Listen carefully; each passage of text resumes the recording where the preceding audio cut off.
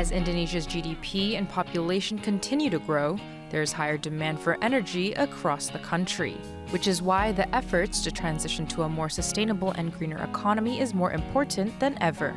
With increasing investments in clean and renewable energy, Indonesia's transport sector is pushing the country's target goal of net zero carbon emissions by 2060.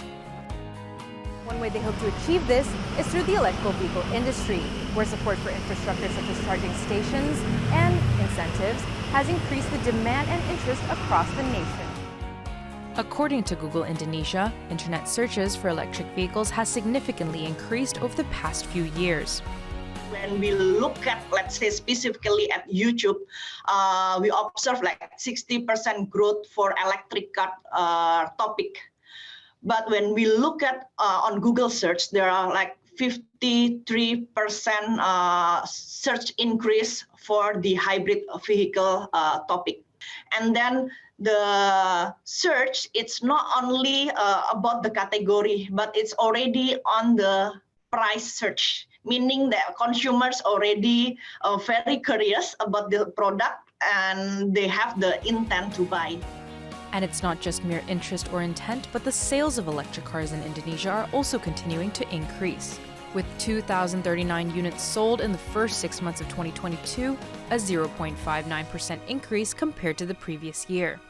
Indonesia's auto industry as a whole is putting a heavier focus on electric vehicles. For example, the country's largest auto expo, the Gaikindo Indonesia International Auto Show, or GIAS, is showcasing more and more electric vehicles this year, as interest and demand continue to rise. With the total electric car sales of 1,594 at GIAS this year, many consumers are leaning towards battery-powered vehicles more than hybrids. And there are already a number of electric vehicles that are being produced in Indonesia, making it more accessible for consumers. From Korea, we can see that basically Hyundai, one of the automotive from Korea, is actually developing their car in Indonesia. Such as actually the Ioniq is actually produced in Indonesia as a battery cars EV. And then if you see as well that in Wuling from China, they're also producing a small electric vehicle in Indonesia. Variations of the price is actually very big, but Wuling is actually, we can call it actually is the cheapest one, which is actually below 300 million rupiah. But of course, that's actually a very small car. Meanwhile, for the Ioniq, is actually is about 600 to 700 up to 800 million rupiah. It's quite a reasonable size car.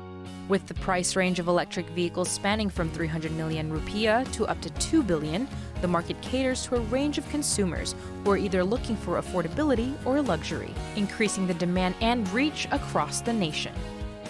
So data shows a significant increase in interest for electric vehicles and motorcycles.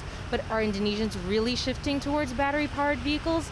To find out what it's really like, I'm going to talk with popular automotive content creator and also electric vehicle owner, Mas Fitra. Terima kasih untuk waktunya. Sama-sama. Jadi ini mobil listrik Mas Fitra? Yes, ini mobil listrik saya sekarang, Hyundai Ioniq 5. Boleh diceritakan lagi apa bedanya dibanding mobil BBM? Iya, jadi saya udah 2 tahun pakai mobil listrik dan perbedaan utama kita menggunakan mobil listrik dan mobil dengan BBM itu adalah karakternya. Karena mobil listrik, penggeraknya itu tidak ada suaranya, tidak ada getarannya, tenaganya instan, dan pengisian dayanya itu sangat-sangat praktis dan ekonomis. Sedangkan di mobil listrik, itu behaviornya berbeda. Karena sebenarnya stasiun pengisian mobil listrik tidak hanya di SPKLU, tapi bisa di rumah masing-masing. Jadi yang saya lakukan adalah setiap kali saya pulang ke rumah, sore atau malam, saya tinggal colok mobil itu di rumah, dan paginya udah penuh lagi. Jadi simpel sekali, saya menggunakan home charging. Ayo, mau lihat home charging saya? Boleh, Mas. Oke, kita jalan. Saya akan kasih lihat bagaimana saya mengisi daya tiap hari mobil listrik di rumah. In Jakarta, there are only 20 publicly available EV charging stations, while across Indonesia, there are only 332 charging station units, mainly in Java as of July this year.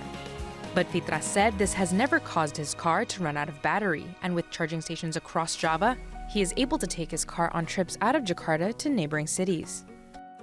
Nah, Mas Fitra, Yes. jadi mobil ini bisa dibawa keluar kota nggak? Oh bisa.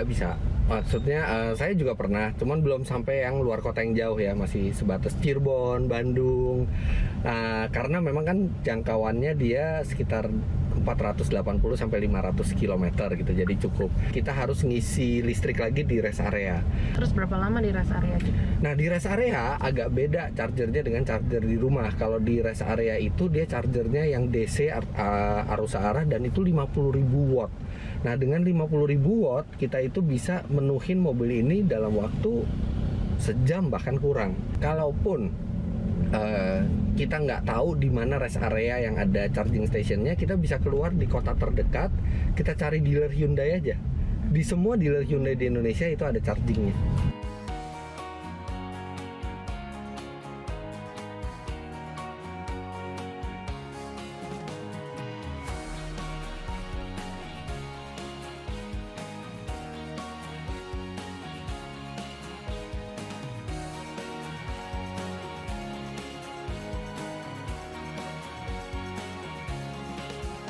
Kalau memang saya mau ngisi daya, saya tinggal parkir mundur seperti ini di rumah, karena di garasi ini saya udah tempatin home chargingnya.